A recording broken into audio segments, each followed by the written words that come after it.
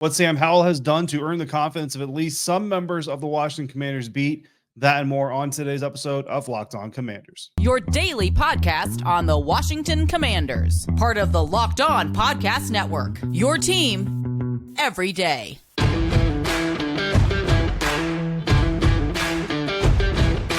Welcome into today's episode of Locked On Commanders, your daily podcast covering the Washington Commanders, part of the Locked On Podcast Network, your team every day. And thank you so much for making Locked On Commanders your first listen of the day every day. Don't forget that you can subscribe for free on YouTube or wherever you listen to podcasts, and you can continue the conversation with me over on Subtext at joinsubtext.com/LockedOnCommanders, where you can go one-on-one with me, your host, David Harrison, on Twitter at DHarrison82, credentialed member of the media and Washington Commanders beat reporter for CommanderCountry.com, a part of Sports Illustrated's FanNation. Here with you every Monday through Friday, along with the Everydayers, and I appreciate your continued support for the show. If you are an Everydayer, on today's episode of Locked On Commanders, we're going to talk to Sam Fortier of the Washington Post, get his take on quarterback Sam Howell, the offensive line, some defensive things, and why there is a sign of new things to come with the new Washington Commanders ownership firmly in place. And then we're going to hear from some Commanders players earlier in training camp. No practice on Thursday, so I've got some interviews from before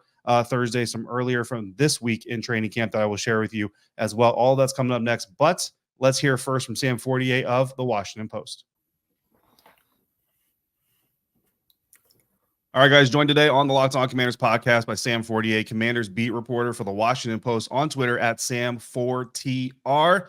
And Sam, thanks for joining me on your day off. I mean, training camp is a grind for reporters, not just like it is for players, but it's still a grind for reporters, right? So I appreciate you taking some time on your free Thursday to talk to my audience for us. And I do a Sam Howell watch segment on every training camp episode when I'm out of practice, and that's gotten pretty popular here. So I'm not the only one watching Sam Howell, right? Some people might be surprised to find out that all the reporters are watching Sam Howell. So I want to get your Howell watch update as we get through the middle part here of, towards the end of part of training camp. What are your just overall thoughts of Sam Howell and maybe even what you expected coming into even OTAs to this point in training camp? The boring answer to this is basically Sam Howell is what we thought he was so far. There are really impressive physical plays where he's rolling out. I think particularly to his left, it impresses me how he can put the zip on the ball. Kendall Fuller had a great quote the other day just about how Sam has impressed him and be able to fitting balls into tight windows, plays where he normally could be patient as a super cerebral, patient corner. Kendall's used to waiting back a little bit, and I think he's realized that Sam's arm strength suggests that he can't do that. But I think the looking forward answer is he's honestly been better than I thought, especially in the joint practices and the debut against Cleveland. I think he's mentally a little further ahead than I expected, particularly with the quick game stuff. I think you see that a ton, and the ball placement could still get better. But him getting the ball out of his hands, particularly against Cleveland, particularly on the first day in Baltimore, like he is getting it to his playmakers, creating opportunities for yards after the catch, and just doing a lot of the things I think Eric Bieniemy and this offensive line will require. So I don't want to get the hype train started too much. I don't want to, I don't want to, I don't want to honk too loud or choo too loud or whatever verb a train uses. But I would say that like, I've been suitably impressed. Yeah, no, absolutely. Listen, my listeners know this. I'm an off-season hype guy. And I think, prior to my time covering the Commanders, and I still do it a little bit. I covered the Buccaneers. I mean, that's a franchise where you got to get excited for the offseason because you really don't have a lot of time to get excited during the regular season. So I'm all about the offseason hype, just like you contextualize practice, training camp, preseason. That part is important. But what would you say if you had to isolate one thing? You mentioned a lot of really good things there. What would you say is his biggest strength if you had to isolate just one characteristic of Sam Howell's play so far? The mobility. And I want to go back and qualify my previous answer and say that doesn't mean he does not have bad moments. Like we saw in Baltimore, there are times when he's late on reads, he airmails, certain things that you expect to see from a guy who is kind of in his position. But if I had to isolate the one strength, it would probably be the mobility, because I do still think that's the thing that allows him to raise the floor of this offense quite a bit. Because last year, especially with Carson Wentz and Taylor Heineke, like those guys lacked certain things that you needed, whether it's mobility, whether it's arm strength. Like they didn't have a high physical floor. And so for me, it shows up on that 3rd and 6 against Cleveland where he scrambles for the first down, or the 4th and 3 where he feels pressure, he rolls out of the pocket and he finds Cole Turner across the middle. Those are really good examples of like what his mobility will allow him to do. And it means that Eric Bieniemy, who is a first-year play caller, and we don't know how good he's going to be in rhythm and responding to what the defense is doing and how his offense is playing on that day. Like Sam Howell will allow for some flexibility because, I wrote a big story about the offensive line earlier this week, and I think that is going to put a lot of pressure on both Bieniemy and Howell to really have a high threshold of not being perfect, but really having to elevate their games. And I think Sam Howell's mobility is going to really help them out a lot in that regard.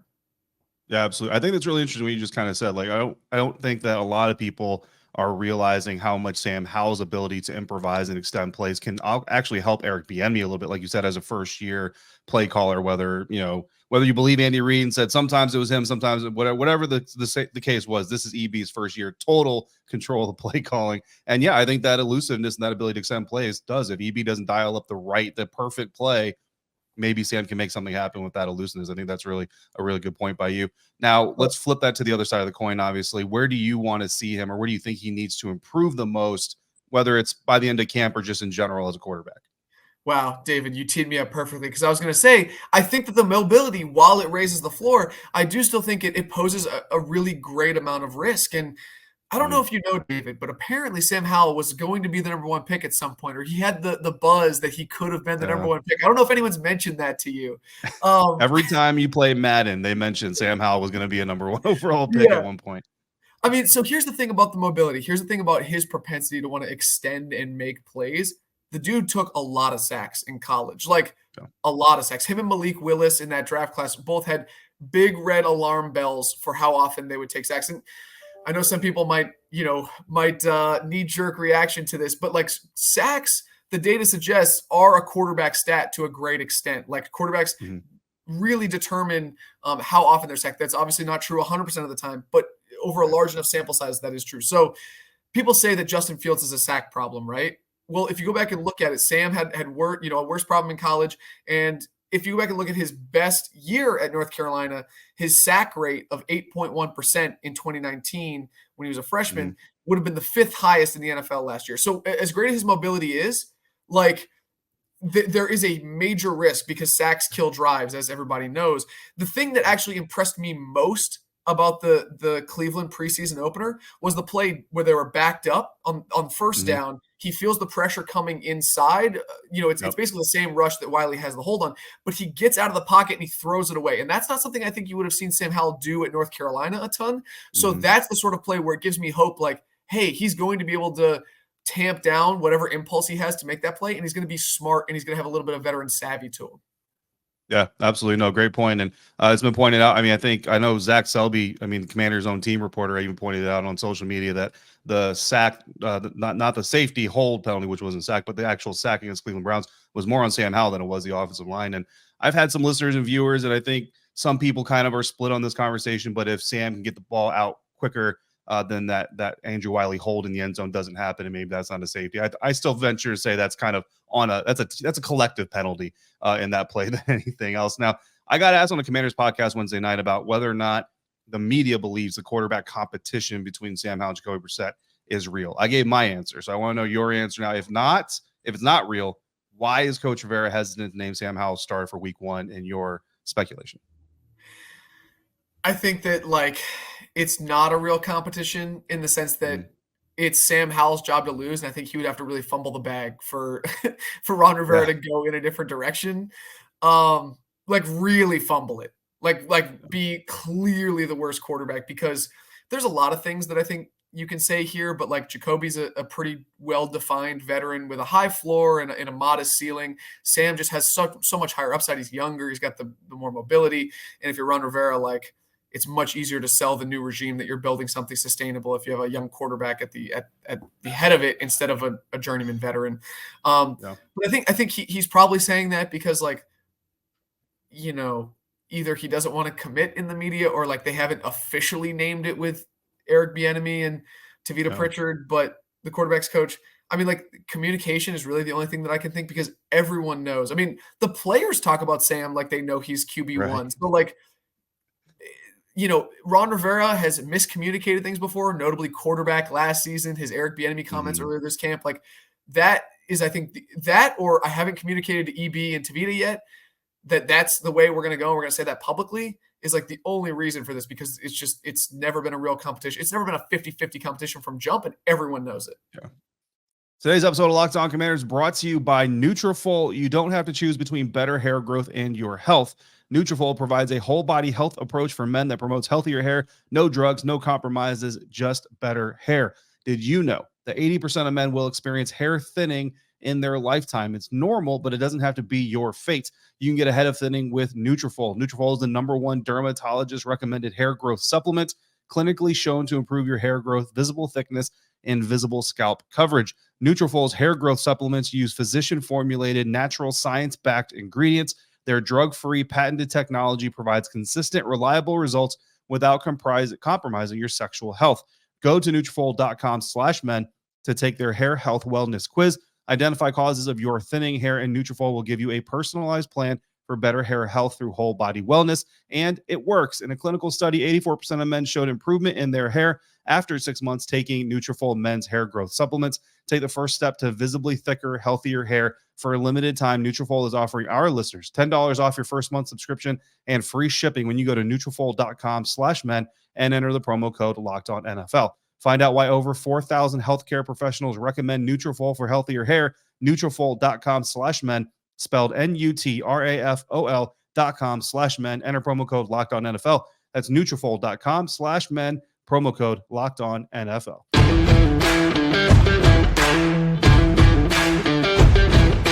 Thanks again for making Locked On Commanders your first listen or review today and every day. And of course, every day, thank you again for coming through the show like you do on such a consistent basis. A lot of growth during the offseason, preseason, especially during training camp of the show. And I greatly appreciate all of you for supporting the program and for communicating just like you do, especially on Subtext. Got another new subtexter. I'm going to wait and shout out that new subtexter for practice on Friday, because it's a bigger audience usually post-practice, so I want to make sure that person gets their shout-out in front of a bigger audience. I don't know. Call me crazy. But if you want to join the Subtext fun, join subtext.com/LockedOnCommanders is where you go to sign up. And then from that point on, you text me, I text you. We have a good time. We talk during practice. We'll, of course, talk during games. Preseason game Monday nights, I will be coming through. I will probably have a specific hashtag or word that you have to use to get those texts, just because it is so late. I mean, I'm going to be up till 2-3 in the morning working, and then I got to drive home. So I don't want to be texting people at 2:00 in the morning Eastern time if you don't want to get those texts. So it's really cool. Really fun experience. It's been a great experience for me. I hope that all the Commander subtexters out there are enjoying it as well. I hope you're enjoying our talk with Sam Fortier. Let's continue that right now. Sam Fortier, Commanders beat reporter for the Washington Post, joining us today on Twitter at Sam Fortier. We're talking about the other Sam Howell, one of the other Sam. That's kind of a running joke in Ashburn. There are a lot of Sams running around the Burgundy and Gold organization. So talking about Sam Howell, a lot of good things there. And yeah, I agree with you completely on your take with this quarterback competition. I think everybody is pretty much on the same page, at least anybody who's been paying close attention during the offseason and preseason. Now, I do want to talk defense, but of course, we have to talk offensive line, right? We've got to talk about that. You talked about, you wrote up, I think, for the Washington Post, talking about how much pressure the O-line is going to put on Howell and EB as play callers. But what are your thoughts as that on that unit as a whole? Are they going to be ready, you think, to give Sam Howell and EB the type of offensive line play they need before the beginning of the regular season? If you think about the three things that torpedoed this offense last year, it was quarterback, coordinator, and line. And they made bets on all three of those, ranging from pretty modest to massive bets. With coordinator, they went out and got a shining star in Eric Bieniemy. At quarterback, they got a high floor fail-safe in Jacoby Brissett. And offensive line, to me, was by far the biggest gamble, because they went out and prioritized the defense. They prioritized backup quarterback and free agency and spending in the draft. And basically, I went and talked to 6 experts, and then in addition, a senior personnel executive for another team, 2 scouts for other teams, and all of them said, hey, we expect this offensive line to be below average. And then everybody outside the building has pretty low expectations for this offensive line. They think you can win with it. They don't think it'll torpedo the offense, but it's going to put, it's going to be a thin margin for error, basically. And Sam and EB are going to have to compensate for that. Like, what are you thinking about that? And so talked to Ron about it. He said they feel good about the line. They know that they don't have elite talent, but they believe that continuity, chemistry, and coaching can elevate this unit beyond the sum of its parts, basically, and that they can use scheme things like in Kansas City. I have a film cut up in that story if you go look, of just all the ways that Kansas City helped its tackles with chips and double teams and motion and move in the pocket and things like that. So I think that, this fan base is used to great offensive lines with the Hogs. This is far from that, but I think that it's possible that they can be passable. Mm-hmm. Yeah, and like you mentioned, scheme and even quarterback play decision-making can help an offensive line that's a little suspect, and I think we will see a good amount of that from EB and from Sam Howell as the season goes on. Flipping over to the defensive side of things, obviously Chase Young is a big storyline. Just anytime Chase Young does anything, it's a big storyline. But a massively critical season for Chase Young this year. I mean, he's either going to be a Washington Commander next year because he played well, or he's going to be somewhere else because he didn't play well, right?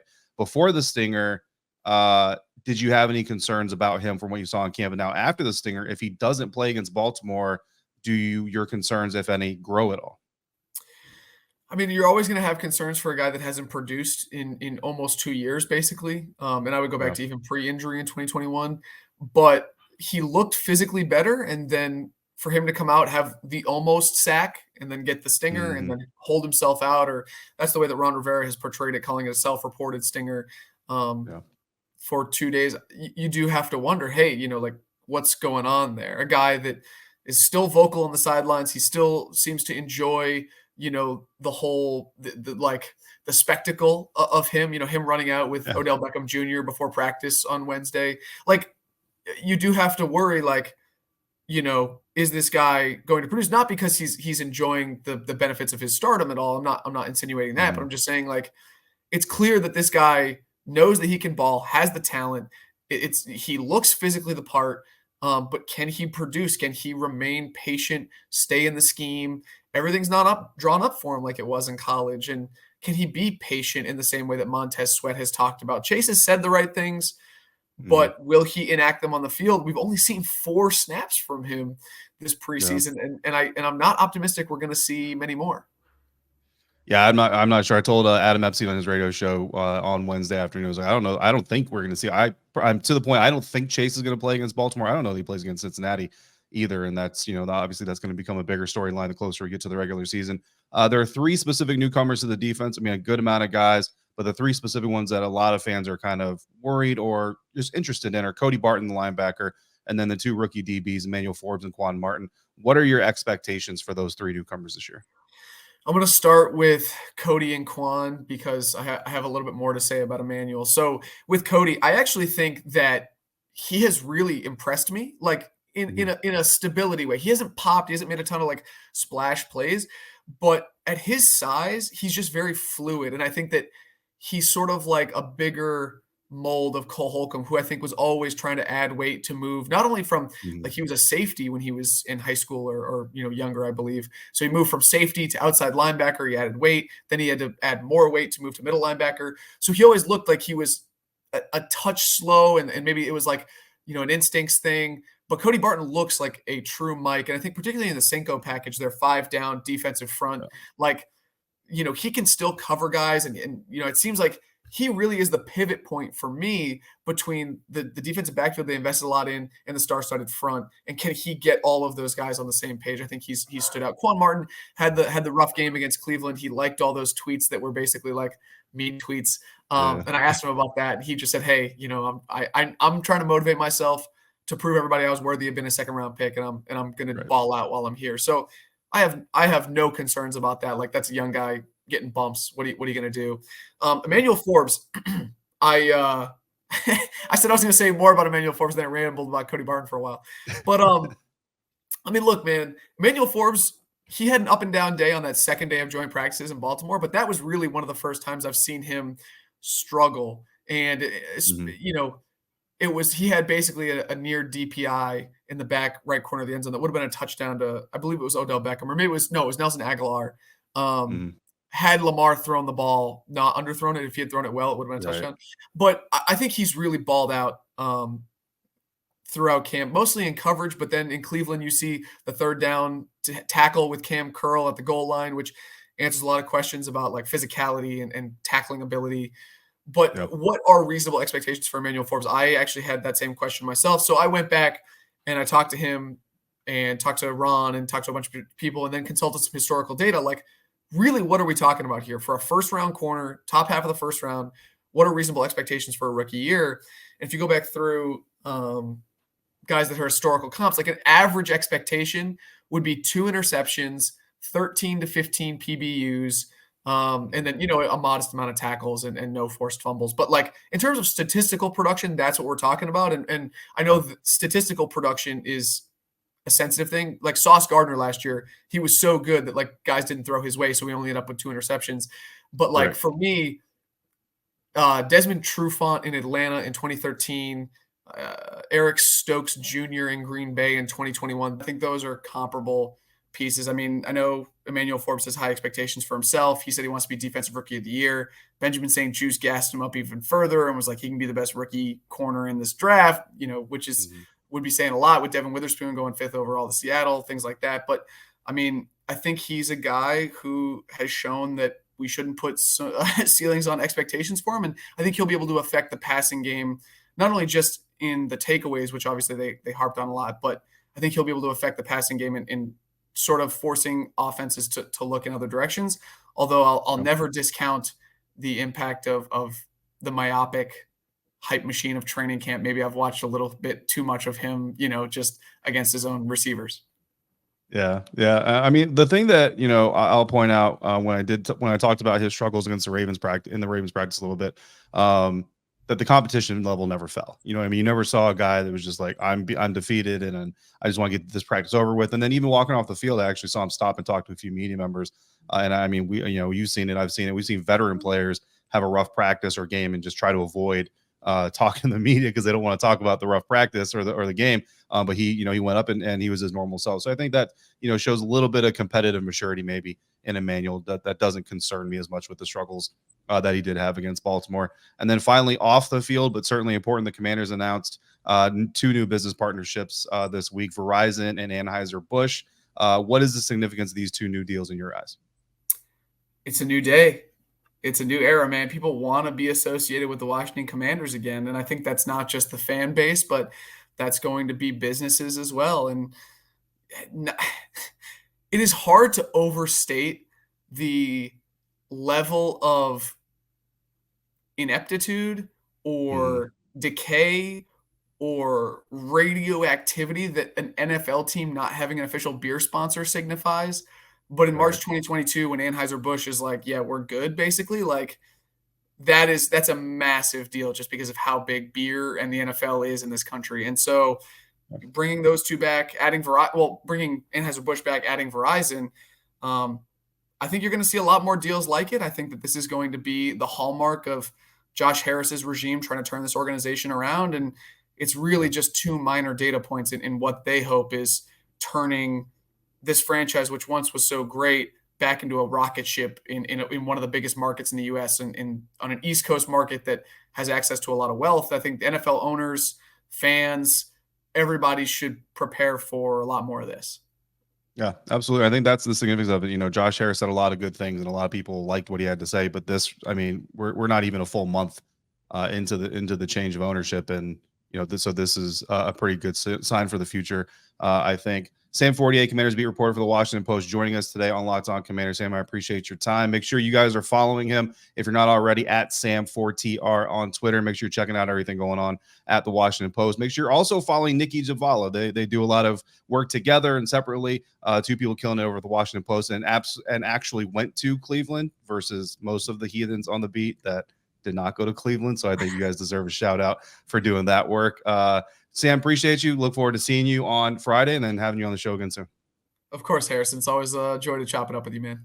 All right. Big thanks once again to Washington Post beat reporter covering the Washington Commanders, Sam Fortier.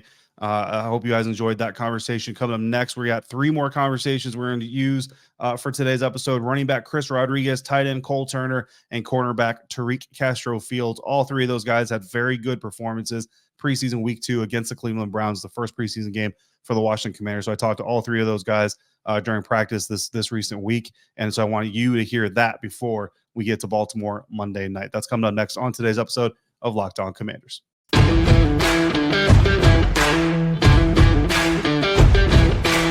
All right, guys, wrapping up today's episode. Some player interviews from earlier in the week in training camp following the Cleveland Browns game. Running back Chris Rodriguez, tight end Cole Turner, cornerback Tariq Castro-Fields. I felt like they all had fairly good games, 2 very good games against Cleveland Browns. Of course, Christian Holmes, also one of the cornerbacks. We had him on the show earlier this week, thanks to our friend thanks to our friend Donna Hopkins, who shared that footage with us. So hopefully you guys like that interview. And so here now is Chris, then Cole, then Tariq, in order to wrap up today's show. All right, Chris, coming out of your first NFL preseason game. How are you feeling coming out of Cleveland? I feel good. I feel like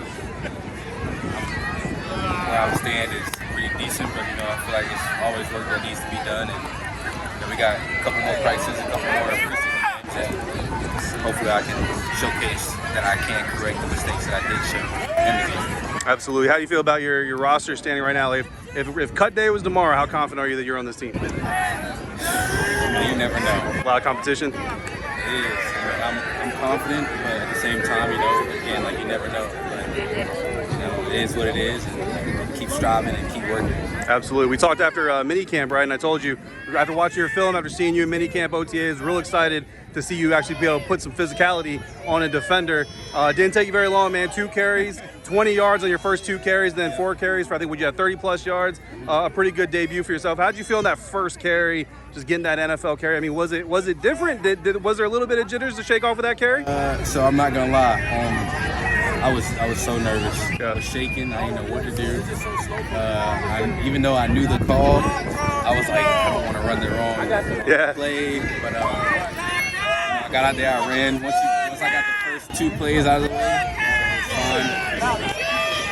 And then after that, smooth sailing. Yeah. Was there a moment? Was it after that second carry where you're kind of like I'm an NFL back, like this is something I can do moving forward? Did you get that confidence boost? Yeah, I mean, obviously after that second, I think it wasn't even a carry. It was like the second hit, I think it was. And it was just like we're good. We're playing football here. There's nothing more than I've ever been doing. So. Absolutely. We talked a little bit too about your pass catching ability. Didn't see any of that on Friday night too much, but we've seen a little bit of that in training camp. You looking forward to showcasing that in the game soon? Oh yeah, for sure. So real soon. The reps were kind of limited, I guess. We had a lot of people trying to get reps. Coach wanted to see a lot of different guys. So, I mean, it didn't come my way, but, if it does, I won't run away from it. I won't shy away from it. I'll be ready for it. Absolutely. All right, brother. Appreciate you. All right, Cole, first preseason game of the season here in the books. How do you feel coming out of Cleveland? I feel good. Blessed to be healthy. Thought it was a good start. Offense kind of showed what we could do on that last drive, so. Yeah, speaking of health, obviously Logan Thomas couldn't play in the game, and he's always wanted to be out there being a competitor. But his having to rest on the sideline is your guys' opportunity. You and John get more opportunity with the first team, second team offenses. What is it like? How valuable is it to get those reps in a real live game situation?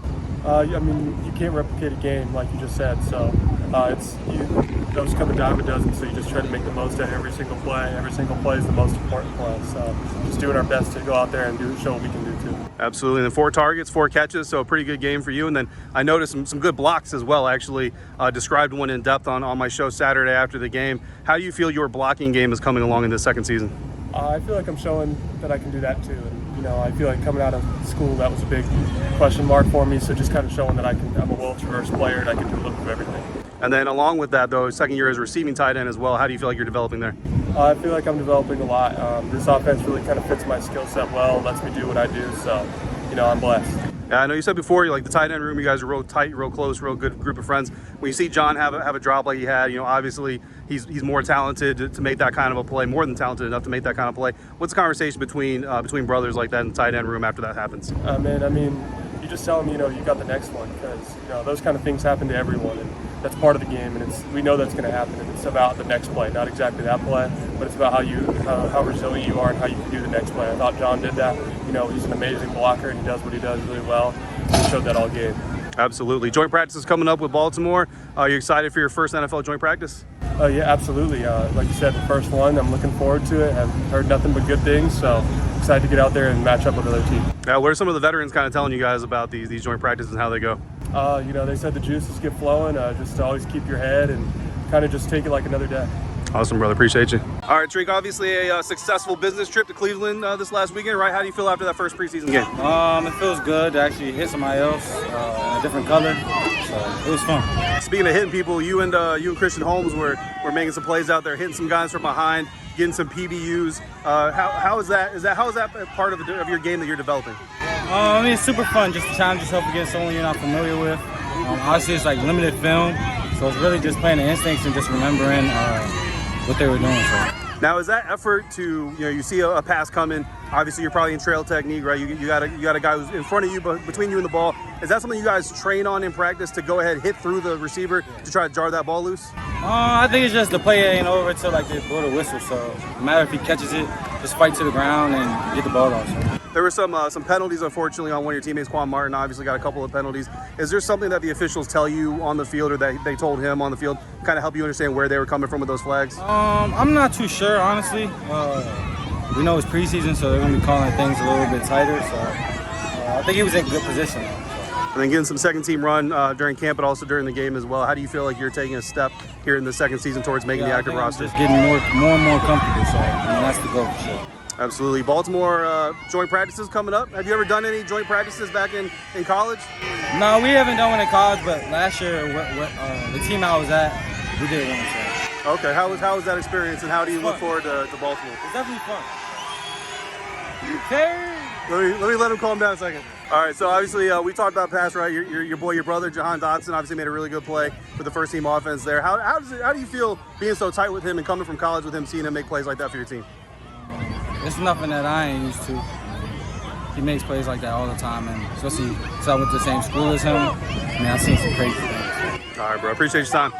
All right, everybody. Big thank you to Chris Cole and Tariq, of course, for taking time to speak with me. I've got 2 more interviews from earlier this week already in the shoot. And of course, we got practice Friday. We got practice Saturday. So subtexters, you know what to do. If there's a player you want to hear from specifically, shoot it over to me, text it over to me, and I'll do my best to sit down with them. I've already got a request to do a follow-up with Dax Milne this week. So I'm going to try to knock that out Friday or Saturday. Of course, we got another episode coming tomorrow after practice back out in Ashburn. So come back for that. And in the meantime, send your questions or comments to the YouTube comment section on Twitter, or you can email me at lockedoncommanders@gmail.com. Of course, if you're on Subtext, you can text me directly. If you're not on Subtext, you can get there by going to joinsubtext.com/lockedoncommanders to start that up today. I've got some ideas brewing, maybe a fantasy league that I'm going to do with my Subtexters as well. So if you're interested in that, Subtexters, feel free to let me know that you are interested in fantasy. It would be through Underdog.